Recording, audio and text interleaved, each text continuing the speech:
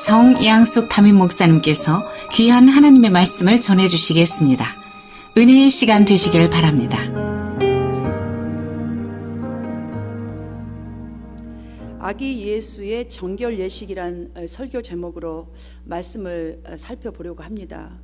여러분들, 우리에게 정말 성령께서 구별된 이 삶을 살아갈 수 있는 은혜를 이 시간 허락하여 주셔서 이 정결 예식을 살펴볼 때에 정말 그 결단하는 은혜로 새 시대를 날마다 열어가는 여러분 되시기를 주님의 이름으로 먼저 축복하고 축원합니다.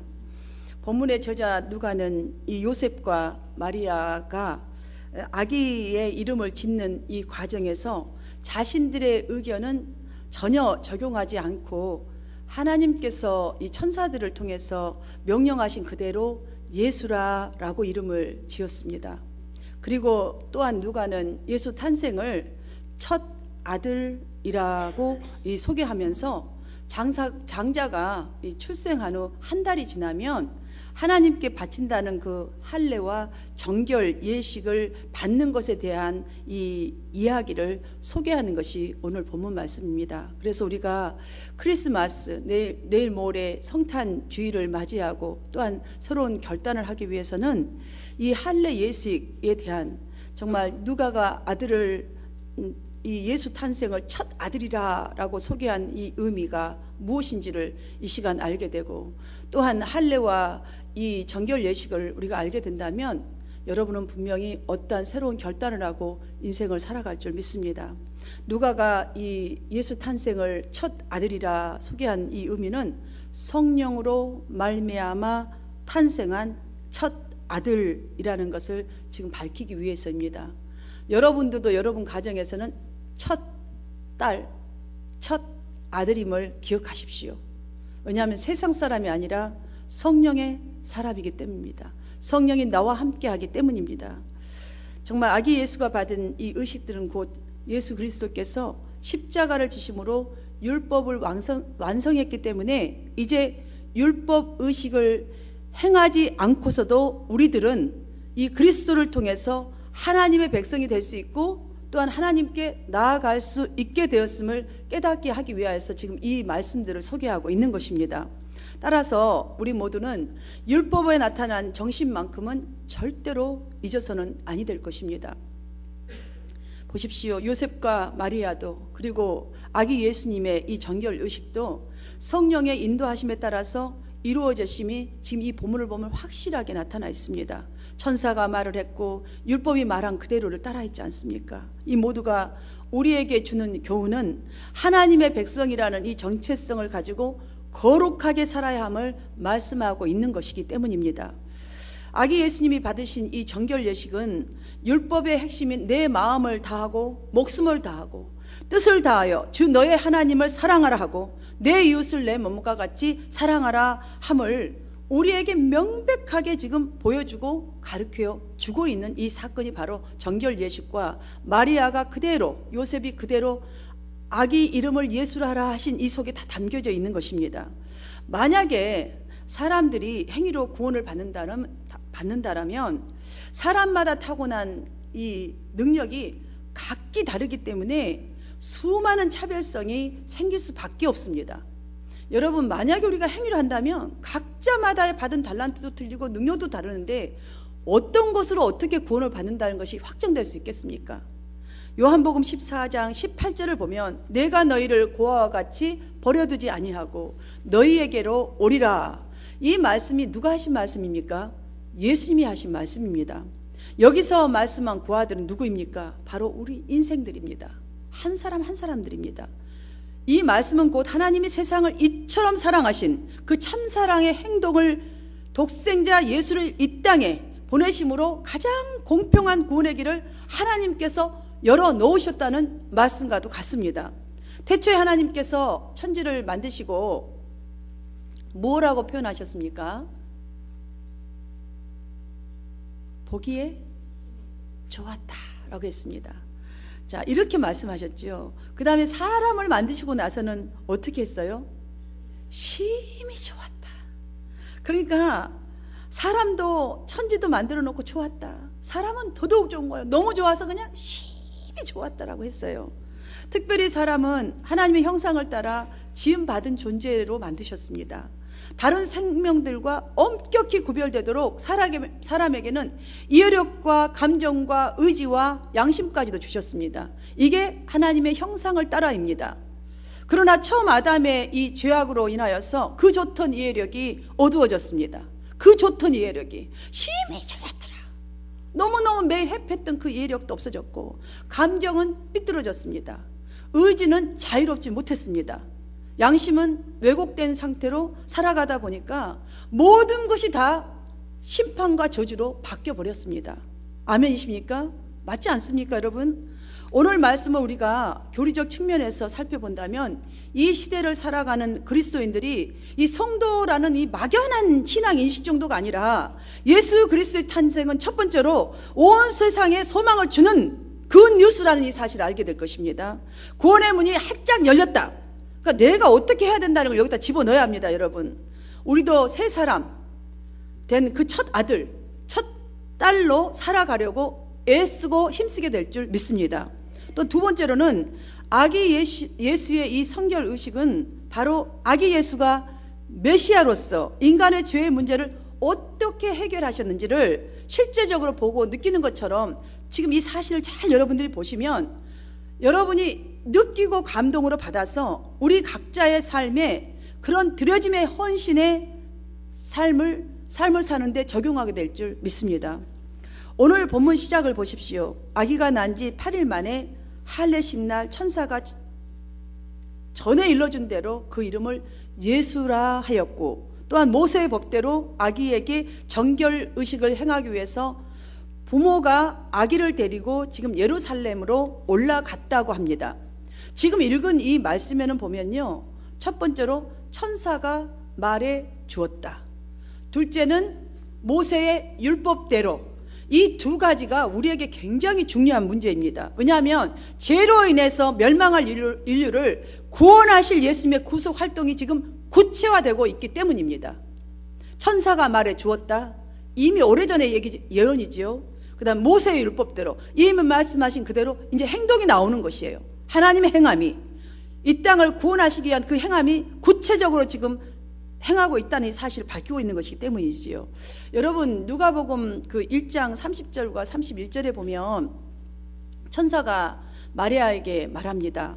마리아여, 무서워하지 말라. 내가 하나님께 은혜를 입었느니라. 보라, 내가 잉태하여 아들을 낳으리니 그 이름을 예수라 하라. 이렇게 말합니다. 자, 마리아에게만 했습니까? 아닙니다. 마태복음 1장 21절에서도 정혼자 요셉에게 나타나서 동일하게 예수라 하라. 그는 자기 백성을 그들의 죄에서 구원할 자심이니라 라고 이렇게 말씀을 합니다.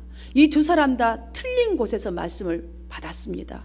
근데 요셉과 마리아의 반응은 어땠습니까? 우리가 만약에 틀린 장소에서 이런 말을 들었다면 그 말을 어쩌면 못 믿을 수도 있고 믿을 수도 있겠지요. 자, 그렇다면 의심할 수도 있었을 것이고, 또한 반응에 대해서도 틀릴 수 있습니다. 그런데 이들의 반응들은 어떠했습니까? 천사를 통해서 들은 말씀을 하나님의 명령으로 분명하게 알고 그대로 순종했다는 점이 우리가 지금 깊이 받아야 할 중요한 교훈입니다. 그들에게는 참으로 믿기 어려운 일이었고 명령이었을 것입니다. 만약에 여러분에게 정혼자가 있는데 지금 꿈에서 천사가 나타났다면 이게 내가 잘못된 꿈인가? 엉터리 꿈인가? 개 꿈이려니 이러지 않겠어요? 또 무슨 명령일까? 여러분 잘 해석할까요? 우리는 쓸데없는 꿈들은 참 잘도 적용을 해요. 근데 진짜로 하나님 주신 꿈들은 또 잘 이그노 해버립니다. 그냥 한쪽으로 치우쳐 버리듯이 그냥 흘려버릴 때가 많죠. 참 믿기 어려운 꿈이었고 믿기 어려운 명령이었습니다. 그럼에도 불구하고 그 말씀에 순종하였다는 이 중요한 것에 우리는 주목해야 합니다. 왜냐하면 그들의 순종은 결과적으로 굳게 닫혀 있었던 구원의 문을 열게 하려는 하나님의 계획을 이루게 하는데 사용되었기 때문입니다. 엄청난 순종이었습니다. 이번 주일이 성탄 주일입니다. 우리 모두가 정말 이 부부의 순종과 죄 없으신 예수님의 정결 외식은 왜 가졌는지 좀 더 깊이 생각해 본다면 그리스도의 인에 맞게 온 민족에게 미칠 이 기쁜 소식, 복음을 전해야 할 이 소명과 사명이 우리에게 있음을 잊지 않고 살아가게 될 줄 믿습니다. 이런 여러분 되시기를 주님의 이름으로 축원합니다. 여러분, 사명이란 누구의 부탁을 받고 심부름하는 목숨이라는 뜻입니다. 심부름하는 목숨, 목숨을 아주 내놓고 하는 거예요. 사명이란 누구의 부탁을 받고, 내 일 아니에요. 다른 사람의 부탁을 받고 목숨을 내어드린다는 뜻입니다. 소명이란 어떤 특정한 일과 목적을 수행하기 위해서 누구의 부름을 받은 목숨이란 뜻이에요. 내 목숨이 아니에요. 이것도 누구의 거예요. 특정한 일과 목적을 위해서 내 목숨을 내어줘야 하는 것이에요. 이게 우리의 사명과 소명이고, 예수님께서 지금 치러주셨던 이 할례와 이 지금 정결 예식 속에 있는 그 의미입니다. 우리의 소명 의식은 반드시 사명감에서 선행되어야 한다는 뜻과도 같습니다. 할례와 정결 예식을 받으신 이 예수는 율법을 지켜야 할 인간적인 책무뿐만이 아니라 죄로 인해서 멸망할 수밖에 없는, 영원히 지옥불에 떨어질 수밖에 없는 인생을 대속하기 위해서 율법의 형벌인 죽음까지도 받아들여야 할 책무를 지니고 태어난 것이 바로 예수 탄생일입니다. 여러분, 그러니 우리가 적당하게 지금 기쁘다 구주 오셨, 이것만 가지고 지금 성탄절을 맞이하면 안 된다는 것이죠. 지금 이 태어났다는 이 하나의 절기를 통해서 우리의 사명과 소명 의식을 무엇인지를 지금 보여주신 것이에요. 이제는 그 예수 그리스도 안에 있는 사람임을 우리는 절대로 잊지 말아야 합니다. 우리의 생각에 있는 이 고통 중에 있는 생각, 많은 생각, 번뇌, 하여튼 어떤 문제들, 이것에서 자꾸 벗어나야 합니다. 여러분의 사명이 여기서 스탁되어 있으면 절대로 수행을 할 수가 없다는 사실이지요. 마리아와 요셉이 이 말씀에 순종했기 때문에 구원의 문이 열려있는 하나님의 계획이 성취되었던 것처럼, 우리도 이 말씀이 나에게로 와서 내가 움직여 주어야 되는데, 여러분들이 지금 옛사람에 속해 있어서 지속적으로 있다 하면 어떻게 이 사명을 감당할 수 있겠습니까? 의롭다 칭함받은 그 첫 아들, 사람의 대표로 이제부터 사시기를 주님의 이름으로 축원드립니다. 모세의 율법을 따라서 장남은 그 희생 제물을 바쳐야 했습니다. 여기에서 드린 예물을 보면은 번제로 어린 양 한 마리와 아니면 속죄제로 비둘기 한 마리, 아니면 한 쌍, 집 비둘기는 한 쌍 이렇게 드렸습니다. 그러나 극빈한 사람들, 그러니까 극빈하여서 어린 양을 번제로 드릴 수 없는 경우에는 비둘기 한 쌍을 드릴 수 있었습니다. 그러니까 참 공평하게 또 이렇게 해 놓으셨어요. 요셉과 이 마리아가 번제로 바친 예물은 비둘기 한 쌍이었습니다. 여러분, 누가가 왜 이것을 이렇게 밝히고 있다고 보십니까? 그렇게 가난했음, 이걸 우리 보고 보게 하려고 기록되었다고 보십니까? 아닙니다. 예수 그리스도의 사역이 이 세상의 좋은 조건들에 의존하지 않았음을 지금 우리에게 말하고 싶어서 이 기록을 쓴 것입니다. 오늘날의 우리 신앙인들의, 이 그리스도인들의 인식에는 좋은 조건이어야만, 많은 것을 정말 갖춰야만 하나님께 충성할 수 있고 교회 일도 할 수 있다라고 생각합니다. 나에게 어떤 능력이 있어야만 내가 충성할 수 있다. 나에게 특별한 은사가 있어야만 교회에서 활동할 수 있다라고 생각하지요. 전도도 잘 되고 잘 할 수 있다라고 생각합니다. 여러분, 오늘 이 소극적인 마음을 벗어버리시기를 주님의 이름으로 축원드립니다. 벗어버려야 합니다. 구약의 할례가 무엇을 의미합니까? 신약의 세례와 동일한 것을 말하고 있는 것입니다. 우리 모두는 세례, 예수님께서 받으신 그 세례를 동일하게 받은 사람들입니다. 우리가 받은 이 세례의 의미 무엇입니까? 옛사람을 벗어버린 것입니다. 죽음 아닙니까? 옛사람이 죽은 것입니다, 여러분. 그런데 우리가 뭘 가져야 된다? 능하신 하나님이 나의 하나님이신데, 성령이 나와 함께 하는데 왜 능력을 갖춰야 무엇을 한다고 보십니까? 지금 여러분이 고민 중에 있습니까? 그 고민을 자꾸 성령에 의존하여서 버리십시오. 맡겨버리십시오, 주님 앞에. 그러면 여러분 무엇이든 할 수 있습니다. 여러분 속에 성령께서 더 커지실 것입니다. 성령이 일하시면 그냥 내어드리는 거예요. 내가 능력이 있어서 하는 것이 아니라 여러분을 그냥 내어드리면 성령이 일하십니다. 지금 마리아와 요셉이 그것을 보여주고 있지 않습니까? 그러므로 어떤 많은 것을 갖추었는가? 조건이 좋아서가 충성하고 전도 잘하는 것이 아닙니다. 중요한 것은 우리의 삶에 나타난 변화입니다. 여러분이 얼마만큼 변화가 됐는가가 더 중요한 것이라는 것이지요. 그래서 바울은 강하게 그럴 수 없느니라 죄에 대하여 죽은 우리가 어찌 그 가운데서 더 살리요 무릇 그리스도 예수와 합하여 세례를 받은 우리는 그의 죽으심과 합하여 세례를 받은 줄을 알지 못하느냐 라고 선포합니다. 예수 믿는 흔적이 분명하게 삶에 나타나고 있지 않다면 세례받는 자의 삶이 아니라는 말씀과도 같습니다. 그러니까 그럴 수 없느니라 죄에 대해서 죽은 우리가 어찌 지금 세상 사람과 동일하게 살겠냐는 거예요. 큰 능력을 갖추려고 하지 말고 죄에 대해서 죽었다는 인식 속에서 내가 가진 이 모습 이대로 주님 앞에 좀 내어드리라는 것입니다. 이게 세례받은 자, 구원받은 자의 합당한 삶이요 하나님이 그것을 통해서 일하시겠다라는 말씀과도 같지요. 지금 요셉과 마리아도 첫 아들 예수를 율법에 기록된 대로, 그러니까 성경이 말씀하신 대로 하나님의 것으로 알고 예수를 하나님께 올려드리려는 예식을 치르려고 그냥 있는 모습 그대로, 없는 것 그대로 말씀하신 그 작은 것에 순종하여서 예루살렘으로 올라갔다고 하지 않습니까?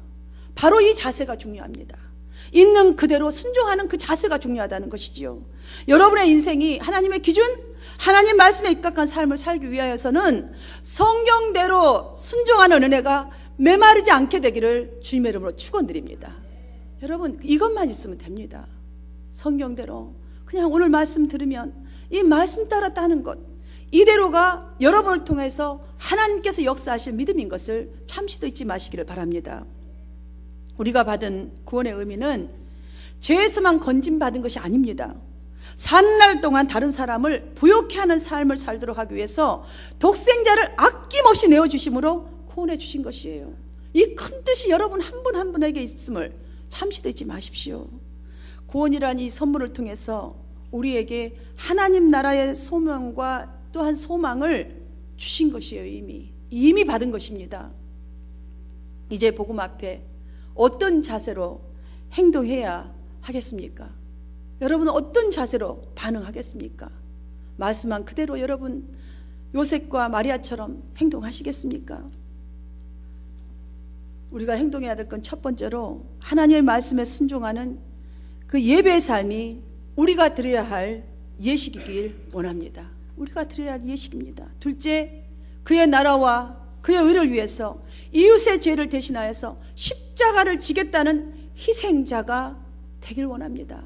그게 필요합니다. 세 번째로 우리의 삶이 정말 세례받은 자에 합당하게 거룩하고 모범적인 행위로 다른 이들이 진리의 말씀 앞에 그냥 딱 붙들림 받아서 끌려오듯이 우리의 행위를 통해서 교회로 나오게 되길 원합니다.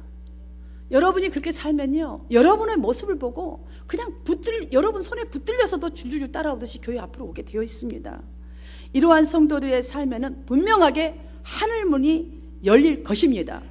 여러분 누가복음 3장 21절을 보면 백성이 다 세례를 받을새 예수도 세례를 받으시고 기도하실 때에 하늘문이 열리며, 여러분 세례를 받으시고 예수님이 이제 사명을 위해서 기도하시자 하늘문이 열렸다고 하지 않습니까? 자, 여기 예수님만 말씀드리지 않았습니다. 성경은 분명히 말합니다. 백성이 다 세례를 받았다고 했어요. 세례를 받을세. 또 예수님도 세례를 받을세. 여러분 예수님이 받은 세례 우리가 받은 것처럼, 자 예수님이 기도하실 때 열린 하늘문 우리에게도 열릴 수 있다는 말씀입니다. 자, 열렸다라는 뜻이 무엇입니까? 그 전에는 닫혀 있었다라는 뜻이 됩니다. 여러분 닫혀 있는 무엇인가가 너무나 많습니다. 우리 마음속에도 우리 삶 속에도 교회 안에도 이 세상 가운데도 너무나 닫혀 있는 것들은 많습니다. 여러분의 기도가 하늘문이 열린다고 잊지 마시고 닫혀 있는 문들을 여는 여러분 되시기를 바랍니다. 지금 예수님은 본격적으로 역사의 무대에 등장하여서 사역을 시작하실 때에 그때에 기도하셨다고 했습니다. 우리가 관심을 둬야 할 것은 기도하실 때에 하늘이 열렸다라는 것입니다. 누가가 기도를 강조한 것은 바로 성령과 밀접한 관계가 있기 때문입니다. 우리가 그냥 다른 종교들처럼 비는 이 기도를 말하는 게 아니에요. 성령이 우리와 함께 하기 때문에 내가 주님 앞에 모든 걸 내어드리고 기도하면 성령이 연다는 말씀입니다. 우리는 우리의 인생에서 수없이 다치는 경험을 하면서 살아갑니다. 각종 질병을 통해서 잘 가던 인생이 다쳐버린 것 같을 때도 많고, 사업에 희망을 두고 지금까지 애쓰고 힘쓴 모든 것을 투자했는데 실패함으로 인해서 인생이 다친 것 같을 때도 많습니다. 가족과의 갈등 속에서도 인생이 다쳐버린 것 같은 아픔이 있습니다. 예기치 못한 사고 등으로 아니면 수많은 종류 등으로 인생이 다치는 경험을 하고 앞으로도 우리는 다치는 경험을 하면서 살아가게 될 것입니다. 그러나 이것만 분명하게 있다면 더 이상 두려워할 필요가 없습니다. 여러분, 예수님의 세례를 받으시고 기도하셨을 때에 하늘문이 열렸다라는 이 사실입니다. 영적 비밀입니다. 예수님께서 기도하실 때에 하늘문이 열렸다는 것은 하나님의 계시가, 지금 하나님께서 말씀하신 이것이 내가 그대로 믿고 기도할 때에 실제적으로 일어났음을 의미하기 때문입니다. 사랑하는 여러분, 이 말씀을 의지해서 여러분 기도하면 실제적으로 하나님의 말씀이 여러분의 기도를 통하여 열리게 될 것입니다. 이 말씀은 곧 무슨 말씀입니까? 하나님과 우리와의 소통의 길이 활짝 열려 있다는 말씀과도 같습니다. 우리가 기도하지 않으면요, 그 문을 지속적으로 닫는 것을 그냥 쳐다보고 있는 것과 마찬가지예요.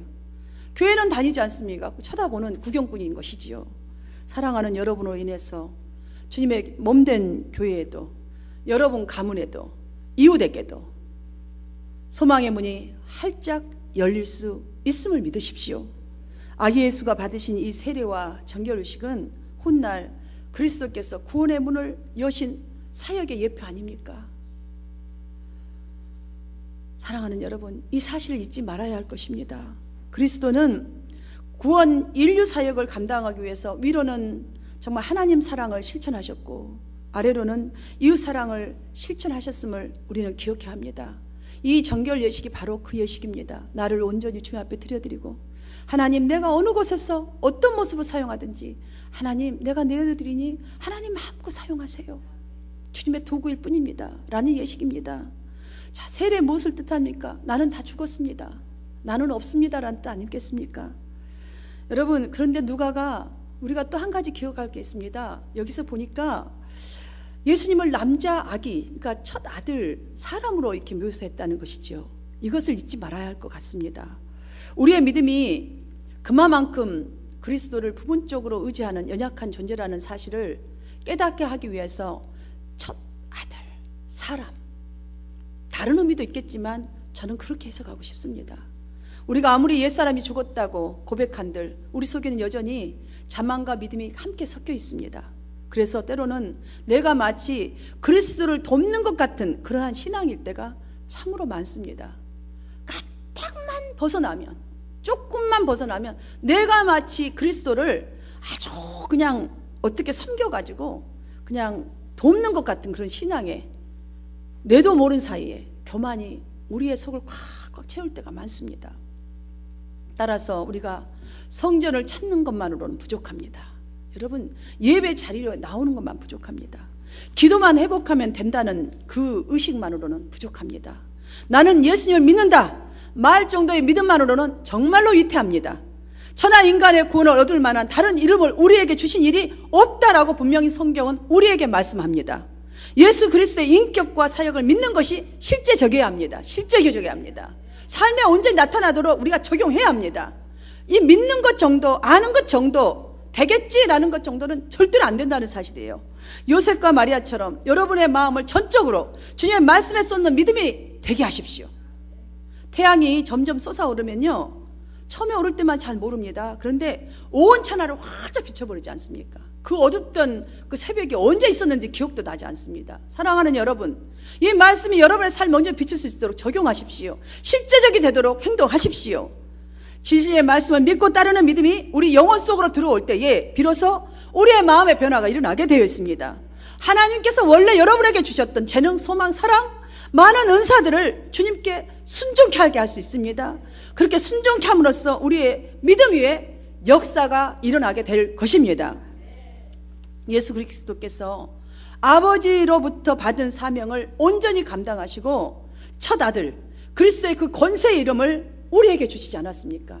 이제 우리에게 그리스도께서 명령하셨습니다. 온 천하에 다니며 만민에게 복음을 전파하라. 그 명령을 그리스도가 다시 오시는 그날까지 우리가 잘 감당하기 위해서는 첫 번째로 성전에 올라와야 합니다. 성전으로.